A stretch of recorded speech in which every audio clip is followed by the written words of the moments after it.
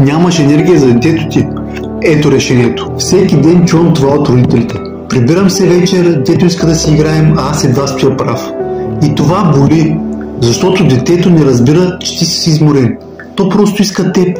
Ако искаш енергията, не започвай диета. Започни с тези 3 навика.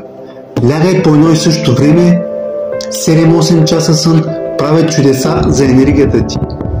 Яж протеин и зеленчуци на всяко хранене. Това балансира кръвната захар и спира следобедния срив. Движи се 10 минути след хранене. Разходка или просто раздвижване вкъщи, за да събудиш тялото си. Започни с едно от тези неща още днес. После добави второто.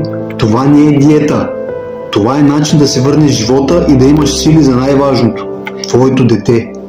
Харесай това видео, коментирай енергия и ме последвай.